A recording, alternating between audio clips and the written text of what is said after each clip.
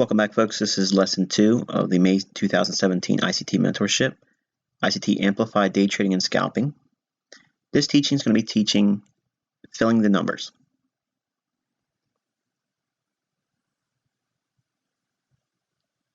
Okay, when we talk about filling the numbers, what we're talking about is the likelihood or the tendency for IPTA to fill specifically 4 numbers per day. Now, the daily range will seek to fill or trade to 4 specific levels each trading day. These 2 levels that first come to mind is the previous day's high and low. As a day trader, you're going to work with the previous day's highs and lows and the last 3 days high and low, whichever the highest is in that regard, for swing points based on a daily chart. Those reference points are going to be like your bread and butter. You're going to go to these specific levels because it's going to give you a great deal of context, as you'll learn later in these months' teachings. But the previous day's high and low, we always look for one of those levels to be traded to. It doesn't have to happen because the daily range could be smaller than will be required to get to the previous day's high or low. But generally, we're looking for a retest or trade through previous day's highs and lows as a day trader. And for one of the tools that's most used by retail traders and still large funds, they will use what we understand as historically the floor traders' pivot numbers. Now, I don't use them a great deal in my trading except for this. I look for the central pivot point, and these are 0 GMT pivots. We look for the movement above the central pivot in the form of M3, which is the midpoint or 50% of the distance between the central pivot point and R1. R1 or resistance level for staged orders. M4, which is the midpoint or 50% of the distance between R1 and R2 pivot point. R2, which is the resistance level for staged orders. M5, midpoint or 50% of the distance between R2 and R3. And R3, which is the resistance level for staged orders. And you're probably asking yourself, what are staged orders, Michael? What is this? Because traders most likely will be using pivot points collectively, and funds use them as well, IPTA will invariably trade to them and through them. Most of the time, folks that use pivot points aren't really using them accurately, and they don't always work either. But there's a tendency for IPTA to want to trade to them because there's going to be staged orders there. Staged means there are buyers and sellers at those levels because most people don't know how to use them. So what would be otherwise viewed as a good buy point below the central pivot point at like S1 and S2, that actually might be a really good area to sell short. Once the daily ranges started to expand down and it trades back up to that S1 or S2, that could be a continuation sell. But if you look at the general consensus across the board in retail perspective, they think anything below the central pivot point is a good buy. So that's why we talk about it in terms of staged orders. We don't care whether they're buying or selling. We just know that IPTA is going to go there to facilitate trade and go through that market for fund liquidity, not retail broker traders, not the little guys that's in the mom and pop brokerage firms on the big bank level. They'll trade through these levels to fill those numbers. And obviously, below the central pivot, we look for M2, which is the midpoint or 50% of the distance between central pivot and S1. S1 is the first support level for staged orders. Then M1, which is the midpoint or 50% of the distance between S1 and S2 pivot points. S2, which is support level for staged orders. M0, which is the midpoint or 50% of the distance between S2 and S3. And finally, S3, which is the support level for staged orders. Now, you're probably, if you've never heard of a pivot point or if you've never seen these before, this is probably very confusing for you. And it's not that big of a deal. It's a simple little indicator that I'm going to share with you on the forum. So at the time of this teaching, when you're done watching it, all you have to do is go back to the forum under the resources tab. Underneath the PDF file link that's not active until all the lessons are done, you're going to see a link there where you can download the MT4 indicator. While it's not important that we understand how to trade pivot points like the retail crowd, it's important to understand what these levels are and how we are going to interpret them in terms of filling the numbers.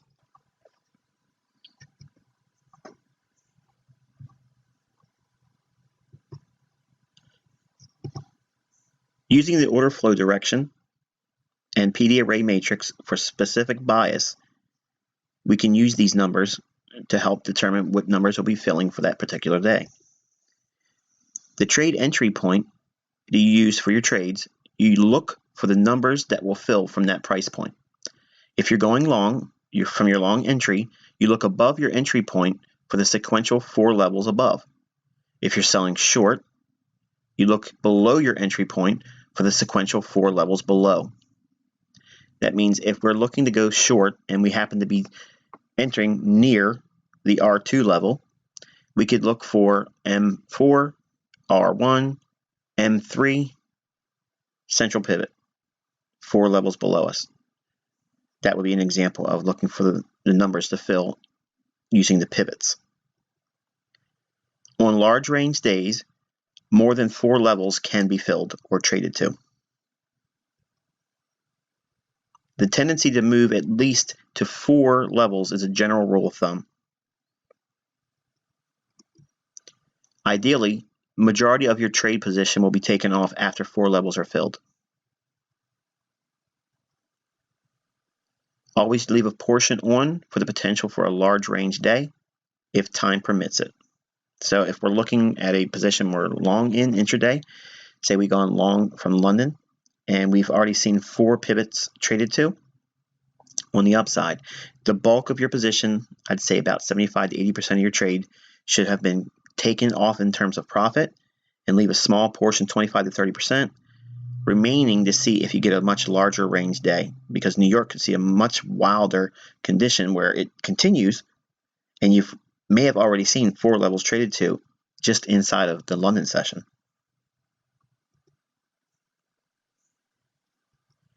Using the order flow direction and PD array matrix for specific bias, utilizing the central bank dealers range when you are shorting the market, selling above the central bank dealers range, you count the low of the central bank dealers range itself as a level, or that's level 1 of 4 to fill. In other words, once we determine what the central bank dealers range is, whatever its lowest line or the range that creates the base of that consolidation or range, whatever that lowest figure is, whether you're using the Wicks low or the lowest close or open for the bodies, whichever that is, that represents the first of 4. So you would count that as 1. So you'd be ideally shorting above that low.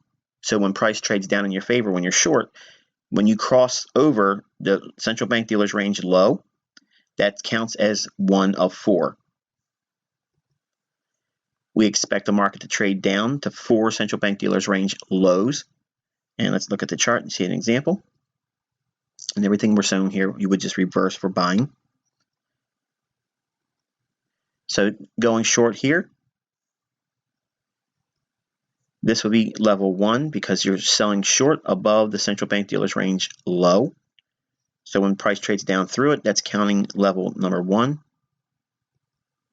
level 2, level 3, and finally level 4. So there's an example of IPDA filling the numbers on the basis of the central bank dealers range. So now look what we've done here. I've given you a means of looking for how the daily range is fulfilled using pivot points. Now with the central bank dealers range, which is unique to me, no one else does this, but everyone knows about pivot points. But central bank dealers range, we look for that same phenomenon. We're looking to sell short above the central bank dealers range low, and using the central bank dealers range low as your level 1, and you count down each new standard deviation of the central bank dealers range projected lower. Every time you cross the low end of that new range projection or standard deviation, that's counted as 1 new level, and you look for 4 of those to fill. Reversing this, you'd be buying below the central bank dealers range low, and once we get to the central bank dealers range high, that would be counted as level 1. And you would continuously do the standard deviations of the central bank dealer's range, projecting it higher, higher, higher, stacking it on top of each other. And once you get through 4 of the central bank dealer's range highs, that's your level 4 count, or the numbers being filled on the basis of the central bank dealer's range. So IPTA will look to fill 4 pivots intraday. It'll look to fill 4 central bank dealer's range projections or standard deviations. Either or can be used. Now, I already know what you're thinking, but trust me, I'll answer that question. I already know what you're thinking. Trust me. We'll get to it at the end of this teaching. Using the order flow direction and PD array matrix for specific bias. Utilizing the Asian range, when you're buying the market, buying below the Asian range, you count the high of the Asian range as level 1 of 4 to fill. Expect the market to trade up 4 Asian range highs. See chart to the left. And everything I'm showing you here, you're going to reverse for shorting. Okay, you see the market making a low here after midnight candles opening, trades lower. Asian range high fill, number 1 level, number 2 level, number 3 level, and number 4. And again, as I mentioned earlier in the beginning of this teaching, 4 is just the general rule of thumb. It can always go 1 more level or more. Continuing with our theory of filling the numbers, using the order flow direction and PD array matrix for specific bias, utilizing the flout. Oh, we haven't talked about that yet, have we? Utilizing the flout when you are shorting the market, shorting above the flout's equilibrium, or 50% of the range that creates the flout. You count the equilibrium of the flout range to the high of the range of the flout as 1 standard deviation. The equilibrium of the flout range to the low of its range is counted as 1 standard deviation. Now, I probably confused you, but watch. It's very easy to understand. The total flout range is projected on the basis of 50% of its complete range. And the range is determined between 3 p.m. New York and midnight in New York. So whatever that range is, the highest high and the lowest low, or the highest body, open or close, and the lowest body, open or close, however you want to do the range, you're going to do both of them now, because we always have to factor in the potential error by looking at retail data feeds. But by using both of them, we're going to get a pretty good idea. But we take that total range, its entire range from 3 p.m. to midnight, New York time. Whatever that range is, find out what the middle of it is, or equilibrium, or basically find the mean threshold of that total range. What you end up with is 2 new ranges, but one of those ranges equates to 1 of the numbers that would be used for flout. You expect the market to trade down 4 flout ranges in the form of a low. So once you project the flout down 1 new low of its range divided in half, that constitutes level 1 of 4 numbers to fill for the day. And to see the chart to the left, and you'll see what I'm referring to. But we're going to come back to flout again in this month, because I'm going to teach everything I know about it. But everything I'm showing you here, you just reverse for buying. So we have the flout range determined here between the 2 blue lines.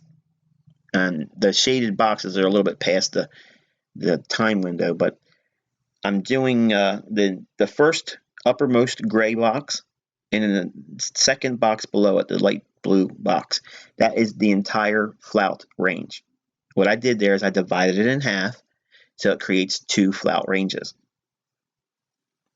Price needs to be selling short. If you're going to be bearish, you have to sell short above the equilibrium of the flout's total range, or in the uppermost portion of that flout range, or the gray box here, as it indicated with the arrow.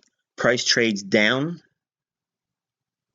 to level 1, which is the new flout range low, or basically the lower half of the total flout range. That's level 1. If we were bullish and we were buying below the equilibrium of the total flout range between 3 p.m. and 12 a.m. New York, we would be buying below equilibrium and using the high of the flout range as level 1, or the first of 4 numbers to fill for the day. And you just keep projecting half of the flout's total range as a new number to fill. Okay, so you're not projecting the entire flout range. You're actually projecting and doing standard deviations of 50% of the range between 3 p.m. and midnight New York time. You can see the respective level 2 or second number to fill, which is the third flout range, low. The fourth low of the flout range is actually number 4 of the range. And the final fourth is seen with the fourth number in the daily range numbers to be filled. And obviously project it one more time because like everything else we've shown here, 4 is just a general rule of thumb. It goes down to a fifth level, actually nailing the very low. And this is a pound yen chart just for you guys that like to trade those exotic pairs. This stuff works on there as well. And I already know what you're thinking, Michael. Which one do I do? Do I use the pivots? Do I use central bank dealers range? Do I use the Asian range? Do I use the flout? Well, when it comes to considering which numbers to fill, you have to consider the fact that we never know. You never know for certain before the day begins what it is going to use to fulfill its daily range. I never know that. But I look at London's trading going into New York.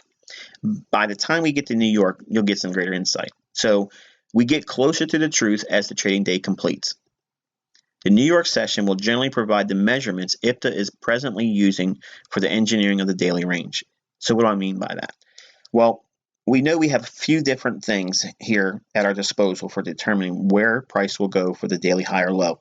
If we're bullish, we're wanting to see how far IPTA will deliver price on the upside. By itself, these ranges and these projections don't mean anything. They don't mean anything at all. But what we look for is confluences between one or possibly more of the tools that we outlined in this teaching for measuring these 4 levels. Coupling these with the present trading environment, time of day, direction, and PD array matrix, you will unlock the daily high or low. Now, you've seen me do this several times in the mentorship, and before we did the mentorship, I was actually calling daily highs and lows, and I'd get within 1 or 2 pips, and many times right to the pip. How I do that, I don't know that for certain at the London Open. I don't know that. Some of the folks that are in the free members group, okay, that follow me and has never made it to our mentorship, they think that I'm superhuman and I do this on a daily basis, and that's not true. Obviously, you've seen that's not the case. But there are certain times when I feel an unction about where the market's going, and when I'm showing you how it works real time and giving you examples like we did with the euro this week with the 109.30 level. I was off by 5 pips there, but nonetheless, it went up there with a great deal of ease. The level was determined by using these ideas. Now, I don't show you everything on my charts because invariably, like I've shown you here, there's probably 1,000 questions already going through your mind about the flout. What was that again? The range? Did we divide this? Did we divide that? What are we projecting? I already know you're going to have a million questions about flout. So just understand that we're going to teach in detail the flout, but I'm using it here as a segue going into more teachings about it. But we used flout, central bank dealers range, Asian range, and pivots for looking to fulfill the daily range, or filling the numbers as it's called.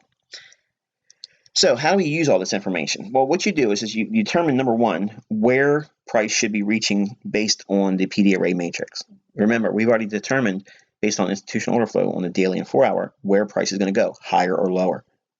If price is respecting a premium PD array on the daily or 4-hour, we're going to anticipate price rallying up at New York's midnight candle or thereafter. That rally up, that protractionary market state, is the Judas swing. We're using some measure of standard deviation, one of the 4s that's been shown here, either by way of general pivots, central bank dealers range, Asian range, and now the flout. We use those projections for a basis of how far price can go down. Now, we don't know how fast price is going to be delivered across the daily range. In other words, London can be 80% of the daily range, and then the rest of the day just goes quiet. It's been done before. Sometimes London doesn't do much at all, and then finally the move takes place in New York, and all the range is completed from 7 o'clock in the morning to London close. We don't ever know that for certain. What we do is we project these measurements across all 4 of them. We go through them. This is the work you do throughout the day. You don't look at your chart blindly. I'm doing measurements. I'm looking at things. I'm having Cody going back and forth between different charts because I want to see what the measurements are that overlap and converge with, in this case, if we're looking to go short, I'm looking for some measurement of a discount PD array on the daily or 4-hour that would line up with time of day and the standard deviations that I would use respectively with either the central bank dealers range, flout, or Asian range, and or 4 levels on the pivot points. Eventually, throughout the morning, you're going to come to a conclusion where you can narrow down exactly where price is most likely going to go. The worst case scenario is going to be that you're going to see it go further than you thought. And guess what? That's why you leave a little piece of the position on, because you can be wrong and it could be in your benefit to be so. And when you're bullish, we're looking for some measure of a move lower, obviously, and some measure of standard deviation that we adopt. We go through all of them. We're not just picking our favorite ones, not our, this is, I understand central bank dealers range, or I understand the Asian range, I'm going to just stick to that. No, you don't want to do that. If you already started thinking to yourself, well, this is getting too complicated for me, then you need to dig your heels in and really do the work of following and do this. It doesn't take long, folks, really. I mean, if you're following 28 pairs, obviously you're going to want to not do this, obviously. But we teach in this mentorship that you want to be a specialist. Have one really good pair that you like to trade all the time, and a secondary that goes well with it. Maybe it's in concert with it, or it trades in close correlation with it. Like I teach to trade with the cable and fiber. I'm not forcing you to be those types of traders, but there's other pairs you can trade that are closely correlated, Kiwi and Aussie, for instance. But by using these measurements, we can determine how IPTA will fill the numbers on their respective characteristics. Each one has, obviously, a certain measure of overlap. But when it comes to flout, that range between 3 p.m. and midnight, you have to divide it in half. The highest high and the lowest low, you divide that in half and find the equilibrium price point. You end up with 2 flout ranges there. To go short using flout, you must be entering short above the equilibrium of the total flout range. And then use the flout range low as your first number of 1 of 4 to be filled for the day. If you're going long using flout, you have to be buying below equilibrium of the flout total range between 3 and 12 midnight a.m. New York time, and then using the flout total range high as level 1 of the first count. And you do that for 4 flout projections. And the projections or standard deviations are basically 50% of the total flout range. You do not use flout's total range. Okay. And by doing this, folks, what you'll end up doing is you'll be buying after some measure of protraction below the, obviously the Asian range low would be ideal, but you'd be looking for those projections to overlap with time of day and a premium PD array. And by doing that, you blend those two things together with time of day. How much time do you have left in the day? Does it have time to get up to these projections? And you keep stacking them on, and you end up getting the daily highs and lows, like I've been shown many instances of over the last few years. But this teaching is exactly how I do it. There's no secret sauce outside of this. There's a couple little things I got to teach you about flout for the rest of the teachings of this month, but you'll know everything I do when it comes to picking the daily highs and lows, because you need that for day trading. You need to know how far that daily range is going to go. If you don't have those things at your disposal, no wonder day trading is hard for everyone, because they don't know what they're doing. But we can narrow down to precise entry points and precise exit points, and know with a great deal of certainty, once a little bit of the trading range has been posted through London, you get a greater feel for where it's going to reach for. And then you start incorporating things like average daily range, which we'll also incorporate this month. When they overlap also, wow, you got dynamite in a bottle. It's amazing how fast you can get really precise about your entries and exits and have the lines portion of the daily range at your disposal and take down those trophy buck wins. Now, obviously, blending several of these concepts together, you'll get a confluence of amazing precision. This week we mentioned how the low was most likely forming on Thursday's New York Open. As price traded down below sell stops that were outlined on our charts and outlined in great detail, in fact, it did that ahead of the news at 8:30. And I mentioned that that was most likely going to be problematic, and we were probably making the low of the week. That's actually forming the bullish order block that's being delineated here on the chart. Going into Friday, you see we had market moving into a small consolidation and price dropping down after midnight, which is 4 GMT on Forex Ltd's platform. By looking at price like this, you see it trade back down below the Asian range. Now notice it didn't go below the Asian range much at all. It doesn't have to. Trading to the Asian range low and a discount PD array, bullish order block. Price moved away from that and was consolidating in the New York session. When we were live with one another, I stated that we would probably see 109.30 as a daily high because there was a fair value gap at that price range. What you didn't see on my other charts was this information here. We had M5 calling for 109.33, and I teach that we want to get out ahead of that. And what's the nearest round number before that? 109.30. It traded to ultimately 109.35. The likelihood of you finding this information across the internet or going into other people's work using pivot points, maybe once in a while you'll get something that overlaps and they'll do all kinds of, Fibonacci this and Fibonacci that, and you might get once in a while you get a good trade. The pivots are no magic number. We use them for how far the range will expand. I don't use them so much for entries, but I do use them in the context that's been shown here. When I'm looking for the numbers to fill, I'm looking for 4 of them. 4 levels, either by central bank dealers range, standard deviations, Asian range standard deviations, flout, 50% of that range divided, in half. Each one of that makes a new flout range standard deviation. I look for 4 of those, or I look for 4 pivots. Again, as I stated at the beginning of this mentorship, it's going to require you to be thinking with the stuff that's being taught at the end. We're in the meat of it now. So you have to put some work behind it. You just can't simply put these things on your chart and they just speak to you. There's no download that takes place just because it's on your chart. You have to think, and you have to do a little bit of work and do measurements throughout the day. It's not easy.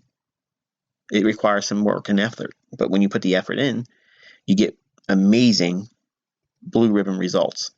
And that's what you're looking for. You signed on with this mentorship to see how I do these things. You see me doing them, and now you're seeing how I get to that information.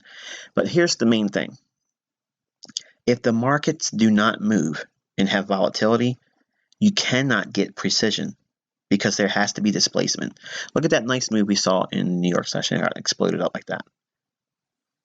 That's what we need. When price gives us that, then I'll show you this mojo. And until next time, I wish you good luck and good trading.